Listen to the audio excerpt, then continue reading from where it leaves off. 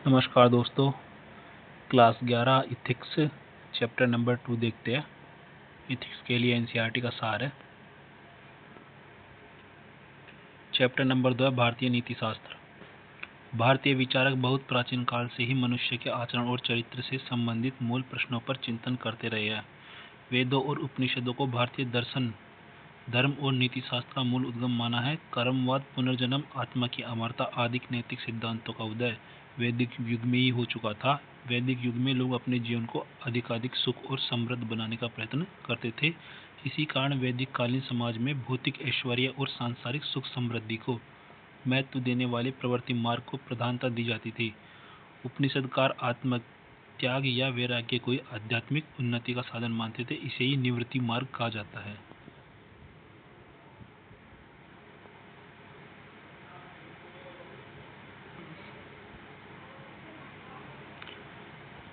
देखते आश्रम व्यवस्था क्या है भारतीय नीति शास्त्र में। वर्तमान संदर्भ में विज्ञान द्वारा उपलब्ध प्रचुर सुखोपयोग के साधनों और जटिल सामाजिक व्यवस्था के देखते हुए कुछ विचारक आश्रम व्यवस्था को व्यक्तिगत विकास हेतु निरर्थक मानते हैं, परंतु वास्तविकता यह है कि इस व्यवस्था में कुछ स्थायित्व ऐसे हैं जिन्हें आदमी मानव दूसरे रूपों में स्वीकार करता है। यथा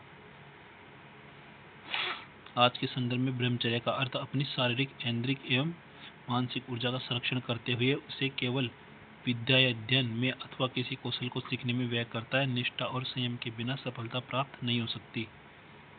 मनुष्य की जैविक या प्राकृतिक आवश्यकता पूर्ति हेतु गृहस्थ आश्रम की व्यवस्था है। नोट करना, मनुष्य की जैविक या प्राकृतिक आवश्यकता की पूर्ति हेतु गृहस्थ आश्रम की व्यवस्था की गई है। जैविक या प्राकृतिक आवश्यकता की पूर्ति हेतु भारतीय नीतिज्ञ इन बातों को जानते थे, अतः उन्होंने स्वेच्छाचारिता के स्थान पर विवाह संस्कार को स्थापित किया। सेकंड नंबर, वानप्रस्थ आश्रम। वानप्रस्थ आश्रम लोक संग्रह, समाज सेवा, विश्व सेवा और आत्म सेवा का प्रस्थान है। वानप्रस्थी निरप्रह होकर अध्यात्म पथ पर अग्रसर होता है। लोक संग्रह, समाज सेवा, विश्व सेवा और आत्म सेवा का प्रस्थान है। जबकि गृहस्थ आश्रम मनुष्य की जैविक या प्राकृतिक आवश्यकता की पूर्ति हेतु गृहस्थ आश्रम की व्यवस्था की गई है।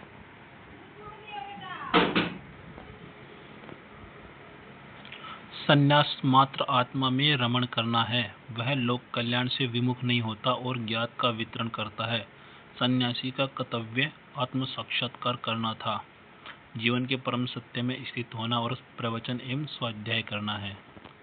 ये हो गया संन्यास आश्रम, जिसमें उसका कार्य क्या है? परम सत्य में स्थित होना और प्रवचन एवं स्वाध्याय करना है। लोक कल्याण से विमुख नहीं होता। आधुनिक युग में चाहे जितना विकास हुआ हो, जितने नए मानवीय मूल्यों के प्रति आकर्षण बढ़ा हो, फिर भी आश्रम व्यवस्था के गुणों को व्यक्तिक, सामाजिक, मनोवैज्ञानिक एवं चारित्रिक दृष्टि से अस्वीकार नहीं किया जा सकता। सत्य तो यह है कि वैयक्तिक विकास और सामाजिक कल्याण की दृष्टि से आश्रम व्यवस्था अपरिहार्य है। यद्यपि इसमें युगानुकूल संशोधन किया जा सकता है, तथापि इसके महत्व को नकारा नहीं जा सकता। मतलब इसमें कुछ संशोधन किया जा सकता है, लेकिन इसके महत्व को नकारा नहीं जा सकता। अब ऋण इम्पोर्टेंट। ऋण कितने प्रकार के होते हैं? वेदों के अनुसार सुख और स्वर्ग प्राप्ति ही मानव का चरम लक्ष्य है। सुख और स्वर्ग प्राप्ति ही मानव का चरम लक्ष्य है। इस लक्ष्य की प्राप्ति मनुष्य को धर्म, सत्कर्म, यज्ञ, कर्तव्य आदि पालन से होती है। नोट, धर्म, सत्कर्म, यज्ञ और कर्तव्य आदि के पालन से क्या होता है? चरम लक्ष्य प्राप्त होता है। कैसे? सुख और स्वर्ग की प्राप्ति से। इस चरम लक्ष्य की प्राप्ति के लिए वेदों में मनुष्य को ऋण त्रय से मुक्त होने पर भी जोर दिया गया है। ये 3 प्रकार के ऋण है: देव ऋण, ऋषि ऋण और पितृ ऋण। देव ऋण वेदों में भौतिक समृद्धि के दाता के रूप में देवताओं को माना गया है। देवता मनुष्य को संपन्नता प्रदान करते हैं और मनुष्य की सुरक्षा करते हैं, अतः देवताओं का मनुष्य के ऊपर ऋण होता है।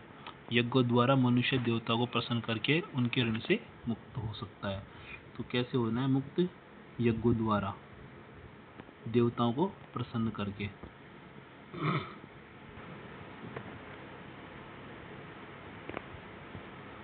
वैदिक व्यक्ति अपने प्राचीन ऋषियों से सांस्कृतिक विरासत के रूप में ज्ञान ग्रहण करता है। व्यक्ति अपने बाद आने वाली पीढ़ी को गुरु शिष्य परंपरा में आने वैचारिक ज्ञान संपदा को हस्तांतरित करता है और इस प्रकार वह ऋषि ऋण से उऋण होने का प्रयास करता है। ये 2 नंबर है ऋषि ऋण। ऋषि ऋण के लिए क्या करना है? प्राचीन ऋषियों से सांस्कृतिक विरासत के रूप में वह ज्ञान प्राप्त करता है और अपने बाद पीढ़ी को गुरु शिष्य परंपरा में वैचारिक ज्ञान संपदा को हस्तांतरित करता है। इस प्रकार वह ऋषि ऋण से उऋण होता है। कहने का मतलब गुरु शिष्य वाली जो परंपरा है उसको आगे बढ़ाना है, एक गुरु के रूप में कार्य करना है और उसने जो ऋषि मुनि से जो सांस्कृतिक विरासत के रूप में ज्ञान ग्रहण किया है उसे पीढ़ी दर पीढ़ी उसको बढ़ाना है। इस प्रकार वह ऋषि ऋण से मुक्त हो सकता है। फिर है पितृ ऋण। व्यक्ति पर बुजुर्गों अथवा पितृगणों का ऋण है। गृहस्थ जीवन में प्रवेश करके संतानोत्पत्ति करना और संतति श्रृंखला की कड़ी को आगे बढ़ाना। संतानोत्पत्ति करना, संतान की उत्पत्ति और संतति श्रृंखला की कड़ी को आगे बढ़ाना। वैदिक व्यक्ति देव ऋण द्वारा देवताओं के प्रति कृतज्ञता ज्ञापित करता है और ऋषि ऋण तथा पितृ ऋण द्वारा समाज के प्रति अपने कर्तव्य और दायित्व का निर्वाह करता है। तो देव ऋण में तो देवताओं के प्रति कृतज्ञता और ऋषि ऋण और पितृ ऋण में समाज के प्रति कर्तव्य और दायित्व का निर्वाह करता है। अब है पुरुषार्थ चतुष्टय, 4 पुरुषार्थ। पुरुषार्थ 2 शब्दों के मेल से बना है, पुरुष और अर्थ। पुरुषार्थ वह है जो व्यक्ति के जीवन की लक्ष्य पूर्ति के लिए आवश्यक और लाभदायक है। लक्ष्य पूर्ति, उद्देश्य। व्यक्ति के कर्मों के लक्ष्य को पुरुषार्थ कहा जाता है। जिसके लिए मनुष्य की चेष्टाएं होती है वे उसके पुरुषार्थ है। मनुष्य की चेष्टाएं होती, इच्छाएं।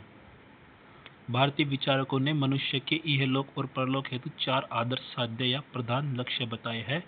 इन्हीं से प्रेरित होकर मनुष्य के सभी व्यापार होते हैं। ये 4 पुरुषार्थ निम्न है: धर्म, अर्थ, काम और मोक्ष। पुरुषार्थ 2 शब्दों के मेल से बना है, पुरुष और आत्मा और लक्ष्य। मतलब पुरुषार्थ का मतलब क्या है? पुरुषार्थ का मतलब है कर्म, व्यक्ति के कर्मों के लक्ष्य और जीवन की लक्ष्य पूर्ति के लिए जो आवश्यक और लाभदायक हो। 4 प्रकार के: धर्म, अर्थ, काम, मोक्ष। पहला है धर्म। धर्म शब्द ग्रह धातु से बना है। धर्म का अर्थ धारण करने योग्य कर्म से लिया गया है। धर्म जीवन का एक अंश नहीं है बल्कि संपूर्ण जीवन में व्याप्त है। जीवन के सभी क्षेत्रों में कर्तव्यों का समुचित पालन करने वाला व्यक्ति ही सच्चा धार्मिक व्यक्ति है। अर्थात सभी क्षेत्रों में कर्तव्यों का समुचित पालन करने वाला व्यक्ति ही धार्मिक व्यक्ति है। इसको रहने दो आप।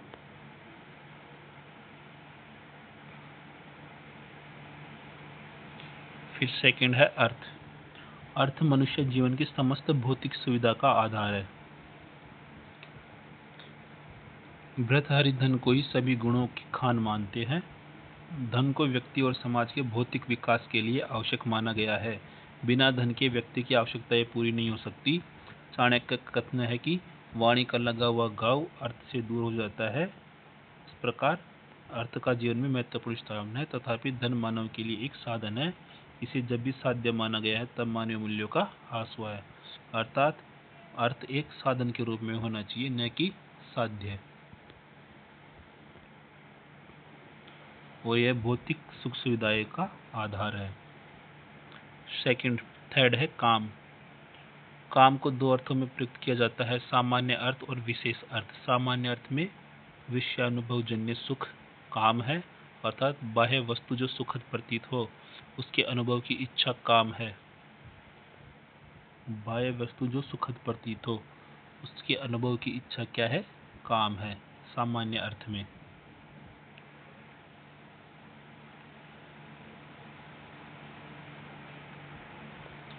हिंदू दर्शन में काम को वृहद अर्थ में किया जाता है। यहाँ इंद्रियों के दमन की बात नहीं की गई है, अपितु इंद्रिय नियंत्रण रखते हुए उन्हें तृप्त करना आवश्यक समझा जाता है। काम को संतुलित बनाए रखने के लिए धर्म का बोध परम आवश्यक है। हिंदू धर्म व्यक्ति की वासनाओं एवं इच्छा को नियंत्रित रूप से तृप्त करने का आदेश देता है। राजा जनक इसके उदाहरण हैं। वे संसार में रहते भी सांसारिकता से ऊपर थे। जिस प्रकार कमल जल में रहकर भी उससे अलग रहता है, उसी प्रकार काम तृप्ति में हमें अपने विवेक को भूलना नहीं चाहिए। फिर है मोक्ष। चौथा और अंतिम पुरुषार्थ मोक्ष है। आत्मा को अपनी समस्त स्वाभाविक शक्तियों से संपन्न होने की स्थिति है। आत्मा को अपनी समस्त स्वाभाविक शक्तियों से संपन्न होने की स्थिति। अज्ञान के कारण आत्मा बंधन में पड़ जाती है और इस बंधन से छूटकर आत्मा को अपने स्वरूप का वास्तविक ज्ञान प्राप्त करना मोक्ष है। अर्थात अज्ञानता के कारण आत्मा बंधन में पड़ जाती है और इस बंधन से छूटकर आत्मा को अपने स्वरूप का वास्तविक ज्ञान होना। वास्तविक ज्ञान क्या है? मोक्ष, जो अपने समस्त स्वाभाविक शक्तियों के संपन्न होने की स्थिति है। मोक्ष का सामान्य अर्थ एक ऐसी अवस्था है जहां दुखों का पूर्ण अभाव होता है। कुछ लोगों ने इस अवस्था को केवल दुख रहित अवस्था कहा है, किंतु कुछ अन्य विचारकों के अनुसार अवस्था में विशुद्ध आनंद की प्राप्ति होती है। अर्थात जहां हमें कोई भी दुख न हो या दुखों का पूर्ण अभाव हो, उसे क्या कहते हैं? मोक्ष।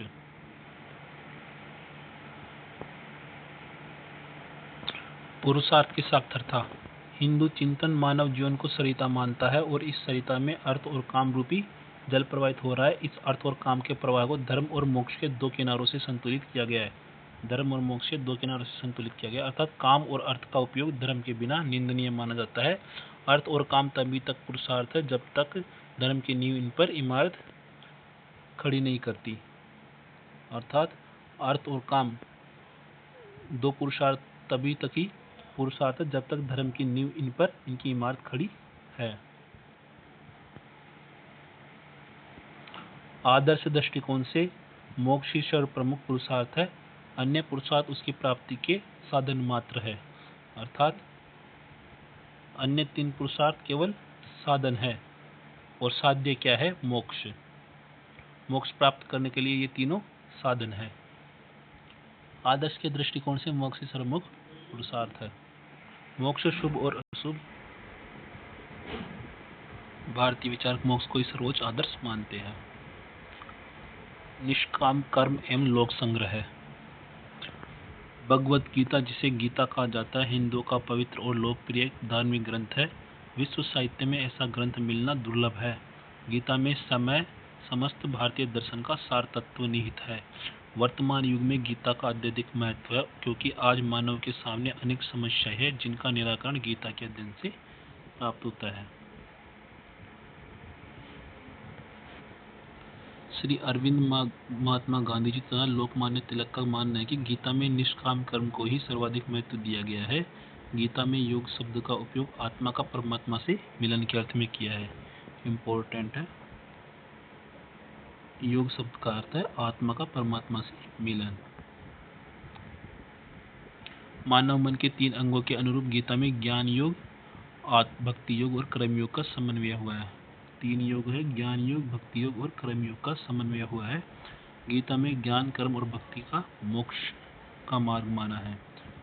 ज्ञान, कर्म और भक्ति को मोक्ष का मार्ग माना है।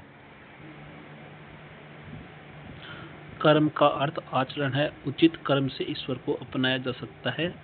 गीता में श्री कृष्ण ने अर्जुन के माध्यम से प्रत्येक मनुष्य को फल की आसक्ति का त्याग करके दृढ़तापूर्वक कर्तव्य पालन करने की ही शिक्षा दी है। निष्काम कर्म में प्रवृत्ति और निवृत्ति के बीच कर्मवाद तथा संन्यास के बीच अथवा भोगवाद, प्रवृत्ति और निवृत्ति के बीच कर्मवाद तथा संन्यास के बीच अथवा भोगवाद और वैराग्यवाद के बीच सामंजस्य स्थापित किया जाता है। कर्म तो हमें करना ही है, परंतु श्री कृष्ण ने स्पष्ट कहा है कि जो मनुष्य अपने कर्मों के फल को ईश्वर उपासना करते हुए उसी को समर्पित करते हैं, वे संसार के दुखों से मुक्त हो जाते हैं। साधारणतः हम फल की आशा से कर्म करते हैं। सांसारिक विषयों के प्रति हमारा राग द्वेष रहने से व्यक्ति जन्म मरण के चक्र में पड़ता है। कर्तव्य पर हमारा कोई अधिकार नहीं रहता। फल सदैव हमारी कामना के अनुकूल भी नहीं रहता। अतः हमें कर्तव्य की भावना से कर्म करना चाहिए, कर्म फल की भावना से नहीं। निष्काम कर्म का अर्थ साधारणतया बिना कामना के कर्म करना लिया जाता है, क्योंकि कामनाओं से प्रेरित होकर कर्म करने से और फल की आशा रखकर कर्म करने से व्यक्ति बंधन में फंसता है। किंतु निष्काम कर्म करने से मोक्ष मिलता है, क्योंकि निष्काम कर्मयोगी कर्तव्य के लिए करता है, अर्थात कर्तव्य ईश्वर के लिए करता है। स्पष्ट है कि यहाँ कर्म का उद्देश्य तो है, किंतु फल के प्रति आसक्ति नहीं है। गीता के अनुसार आत्मा स्वभावतः करता नहीं है। अज्ञानवश वह अपने शरीर को कर्म करने वाला समझ लेती है। सांसारिक बंधन से मुक्त होने का उपाय यह है कि व्यक्ति ईश्वर को विश्व का संचालक मानते हुए कर्म करता रहे। ऐसा निष्काम कर्म योगी संसार में रहते हुए सांसारिकता से परे रहता है, जैसे कमल का पत्ता जल में रहकर भी जल से बाहर रहता है। अपने समस्त कर्मों और उनके परिणामों को ईश्वर को अर्पित कर आशा रहित और ममता रहित होकर अनासक्ति भाव से कर्म करना ही निष्काम कर्म योग है। अर्थात इन्होंने बोला है, समस्त कर्मों और उनके परिणामों को ईश्वर को अर्पित कर आशा रहित और ममता रहित होकर अनासक्ति भाव से कर्म करना ही निष्काम कर्म है। आशा रहित और ममता रहित होकर अनासक्ति भाव से कर्म करना और ईश्वर को समर्पित हो हमारे कर्म। तो ऐसे कर्म क्या होता है, अगर हम कर्म को कर्तव्य समझकर करेंगे तो वे कर्म क्या होते हैं, निष्काम कर्म योग।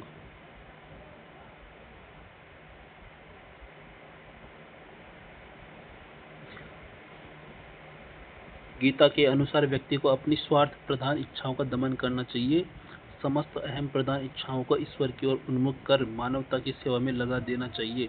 गीता समस्त प्राणियों के प्रति सदिच्छा, दुखियों के प्रति सहानुभूति, सबके लिए सद्व्यवहार व दया, अपराधियों के लिए क्षमा, सौम्यता, नम्रता, संतोष, निर्भयता के भाव को धारण करने एवं आत्मत्याग के प्रयोग का निषेध नहीं करती। पत्नी, पुत्र एवं परिवार के संकुचित प्रेम से ऊपर उठना चाहिए। सर्वभूत हित तथा लोक संग्रह हमारे कर्म के प्रयोजन होने चाहिए।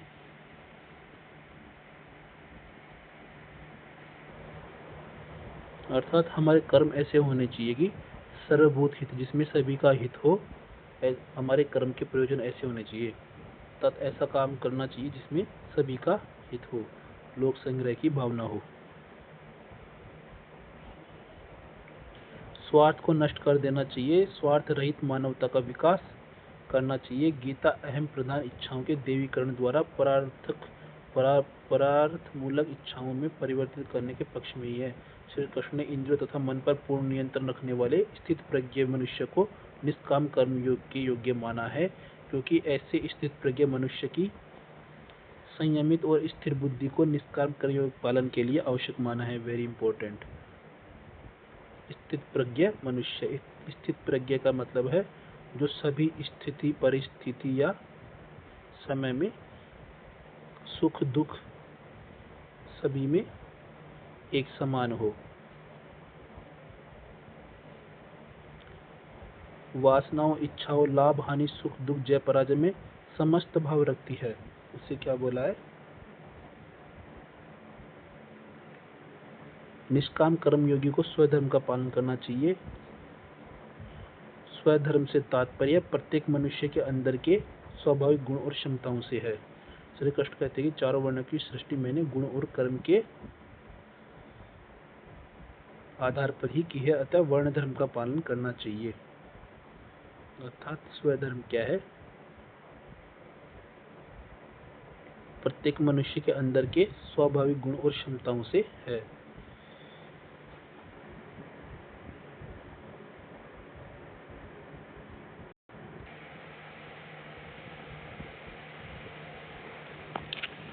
गांधी दर्शन। महात्मा गांधी का जन्म हो गया था, ठीक है, रूढ़िवादी परिवादी होते हुए भी मोहनदास करमचंद गांधी को आधुनिक शिक्षा उपलब्ध हुई, पालन पोषण वातावरण में हुआ, ठीक है। गांधी जी के विचार पर हिंदू परंपरा की गहरी छाप थी। टोल्स्टॉय ने ईसाई शिक्षा को जिस प्रकार प्रतिष्ठित किया उसका प्रभाव भी महात्मा गांधी के विचारों पर पड़ा और ईसा की कुछ शिक्षाओं को उन्होंने महत्वपूर्ण स्थान दिया। गांधी जी ने इस्लाम और जोरास्ट्रियन धर्मों का भी अध्ययन किया।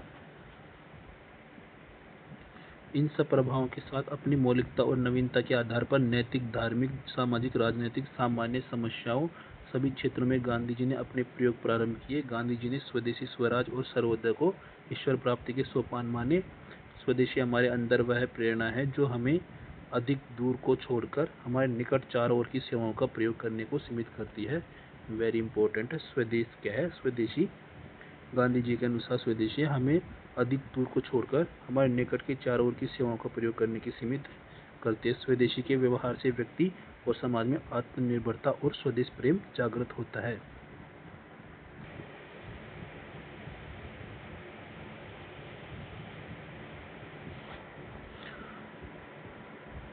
राजनीतिक स्वतंत्रता के लिए गांधी जी स्वराज शब्द का प्रयोग करते हैं।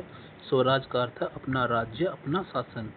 वास्तविक स्वराज वही है जिसमें धनी तथा निर्धन दोनों की आवश्यकताओं को सहज रूप में पूर्ति होती रहे। कहने का मतलब अपना राज्य, अपना शासन, ये है स्वराज।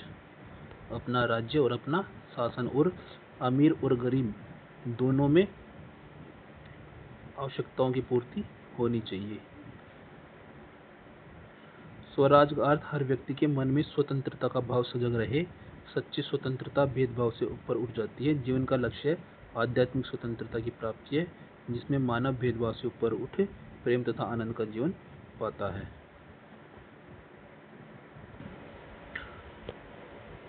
सर्वोदय। सर्वोदय का आदर्श राम राज्य आदर्श राज्य का आदर्श है।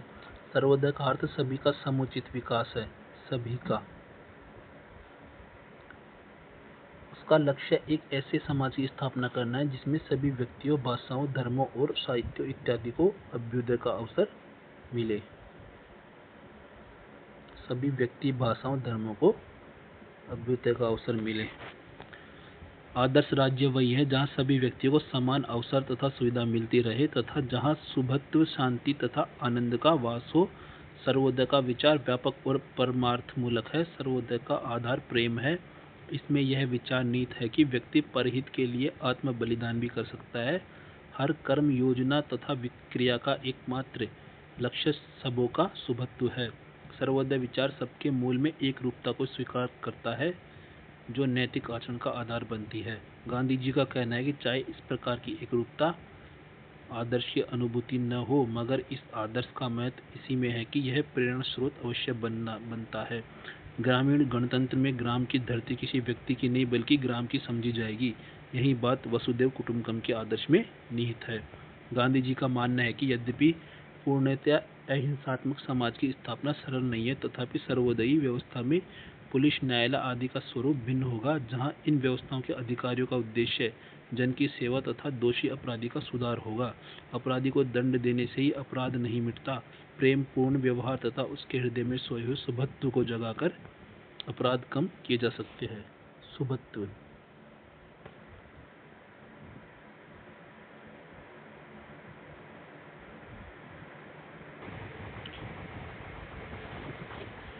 गांधी जी का मानना है कि यद्यपि पूर्णतः अहिंसात्मक समाज की स्थापना सरल नहीं है, लेकिन सर्वोदयी व्यवस्था क्या है गांधी जी की, जिसमें पुलिस, न्यायालय आदि का स्वरूप भिन्न होगा, जहां इस प्रकार के अधिकारी का उद्देश्य यह होगा कि जनता की सेवा करना है और दोषी अपराधी को सुधार करना है। दोषी अपराधी को दंड देना नहीं है बल्कि उसमें सुधार करना है। एकादश व्रत। महात्मा गांधी ने अपने समूल नैतिक दर्शन का निर्माण योग दर्शन द्वारा बनाए गए 5 यमों अहिंसा, सत्य, अस्तेय, अपरिग्रह तथा ब्रह्मचर्य के आधार पर किया है। इनके अतिरिक्त अभय तथा अस्वाद को भी गांधी जी ने आवश्यक व्रतों के रूप में स्वीकार किया है। गांधी जी ने उस समय की भारतीय राजनीतिक, सामाजिक, आर्थिक एवं धार्मिक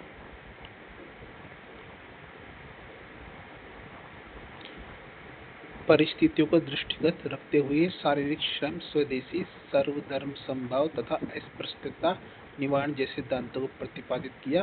कुल मिलाकर ये एकादश व्रत गांधी जी के नैतिक दर्शन के आधारभूत सिद्धांत है। तो ये एकादश व्रत 11 सिद्धांत है गांधी जी के, आप देख लेना। ये एक तो है अहिंसा। अहिंसा का मतलब क्या है, यह बहुत ही व्यापक संतुलित व्याख्या की है उन्होंने। अहिंसा के दो अर्थ बताए, एक तो निषेधात्मक और स्वीकारात्मक। इम्पोर्टेंट है ये। एक तो पॉजिटिव और एक नेगेटिव। स्वीकारात्मक जो कि ये काम करने हैं, और निषेधात्मक मतलब ये नहीं करना। निषेधात्मक अर्थ के अनुसार क्रोध, घृणा, ईर्ष्या, विद्वेष तथा स्वार्थ से प्रेरित होकर किसी भी प्राणी को मन, वचन, कर्म द्वारा कष्ट न पहुंचाना अहिंसा है। अर्थात क्रोध, घृणा, ईर्ष्या आदि से प्रेरित प्राणी को मन, वचन, कर्म द्वारा कष्ट न पहुंचाना। मन, वचन और कर्म द्वारा। अगर मन में पाप हो, वचन यानी बोलकर, कर्म यानी कुछ कार्य करके किसी भी प्रकार से कष्ट नहीं पहुंचाना है, ये निषेधात्मक है, यानी ऐसा नहीं करना है। स्वीकारात्मक अर्थ में सभी प्राणियों के प्रति प्रेम, दया, सहानुभूति और सद्भावना रखना है। अहिंसा का आधार मनुष्य का नैतिक या आध्यात्मिक बल है, उसकी व्यवस्था या दुर्बलता नहीं। अहिंसक व्यक्ति अत्याचारी के प्रति किसी प्रकार की दुर्भावना नहीं रखता, अपितु अपनी इच्छा से कष्ट सहकर भी अन्याय और अत्याचार का विरोध करता है। यह उसे नैतिक और आध्यात्मिक बल का द्योतक है। अहिंसा केवल मानव जीवन का नहीं, अपितु समस्त विश्व का नियम है। यही विश्व का अंतिम सत्य है, अर्थात सत्य और अहिंसा एक ही है। अहिंसा के भली-भांति पालन के लिए ईश्वर में अटूट आस्था होना आवश्यक है। दूसरा है सत्य। जो तथ्य जिस रूप में देखा, सुना, जाना या अनुभव किया गया है, उसे कोई परिवर्तन या संशोधन के बिना उसी रूप में व्यक्त करना ही सत्य है। सब है सत्य, यानी जैसा प्राप्त हुआ है उसे उसी रूप में किसी और के सामने प्रस्तुत करना ही सत्य है। तीसरा है अस्तेय। गांधी जी ने इसे बहुत ही व्यापक अर्थ में ग्रहण किया है। शारीरिक, मानसिक, वैचारिक आदि सभी प्रकार की चोरी से सदा दूर रहना ही अस्तेय है। अर्थात शारीरिक, मानसिक, वैचारिक किसी प्रकार की हमें चोरी नहीं करनी और इससे दूर रहना है। जानबूझकर किसी को कोई वस्तु, धन या संपत्ति चुराना शारीरिक चोरी है। इसी प्रकार मानसिक चोरी है कि किसी की इच्छाओं, उसके इच्छा करना और उसके लिए ललचाना मानसिक चोरी है। और मौलिक विचार कहकर दूसरों के समक्ष प्रस्तुत करना वैचारिक या बौद्धिक चोरी है।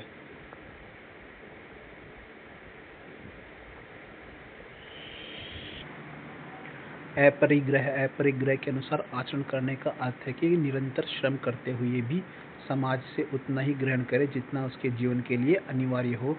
से सब कुछ उसे समाज के कल्याण के लिए समर्पित कर देना चाहिए। ब्रह्मचर्य मन, वचन, कर्म से सभी समयों में तथा सभी स्थानों पर अपनी समस्त इंद्रियों का पूर्ण संयम अथवा निरंतर ही ब्रह्मचर्य है। अर्थात मन से, कर्म से और वचन से सभी समय में तथा सभी स्थान पर, किसी भी समय किसी भी स्थान पर समस्त इंद्रियों का पूर्ण संयम अथवा निरंतर नहीं। अभय। अहिंसा पालन की अनिवार्यता निर्भयता है। अभय के अंतर्गत भूख, प्यास, शारीरिक आघात, आक्रोशात्मक व्यवहार, दुर्वचन और मृत्यु के भय से भी ऊपर उठना आता है। अर्थात हमें किसी चीज का डर नहीं हो, भूख, प्यास, शारीरिक आघात, इनका हमें डर नहीं होना चाहिए कि हम भूखे रहेंगे तो क्या हो गया, मृत्यु हो जाएगी तो क्या हो गया, इनका डरना नहीं चाहिए और इनसे भी ऊपर उठकर जीवन जीना चाहिए। यह मानवीय जीवन का सद्गुण जिसे विकसित करना हमारा नैतिक कर्तव्य है। अस्वाद। सामान्यतः मनुष्य के भोजन के ढंग स्वाद पर आग्रत होते हैं। स्वादिष्ट भोजन का लोभ गरिष्ठ और तामसी भोजन के लिए प्रेरित करता है। ऐसे भोजन से लोलुपता और इंद्रियों की उत्तेजना प्रबल होती है। इसलिए गांधी जी संतुलित आहार की अनुशंसा करते हैं जो स्वार्थवर्धक हो। फिर है सर्वधर्म समभाव। स्वदेशी। स्वदेशी का शाब्दिक अर्थ अपने देश का। स्वदेशी विचार का प्रयोग गांधी जी जीवन के हर पक्ष, सामाजिक, राजनीतिक और आर्थिक आधार तीनों पक्षों में करते हैं। स्वदेशी सिद्धांत स्वदेशी उद्योग तथा गृह उद्योग की सुरक्षा की बात करता है, किंतु स्वदेशी का विचार विदेशी के विरोध पर आग्रत नहीं है, अपितु वह तो दोनों के सहअस्तित्व को स्वीकारता है। 10वां है शारीरिक श्रम। गांधी जी बताते हैं जीवित रहने के लिए हर कोई व्यक्ति श्रम करता है, आवश्यक है। हर व्यक्ति श्रम की गरिमा को समझते हुए काम के से कम अपनी रोटी के लिए तो कुछ शारीरिक कर्म आवश्यक है। 11 है अस्पृश्यता निवारण। छुआछूत समाज का कलंक है। उसको दूर करना प्रत्येक का धर्म है। सफाई, जल मूत्र, कूड़ा करकट, सार्वजनिक शौचालय, नालियाँ, गलियाँ, सड़कें आदि का कार्य सबको करने का परामर्श दिया है। अस्पृश्यता निवारण।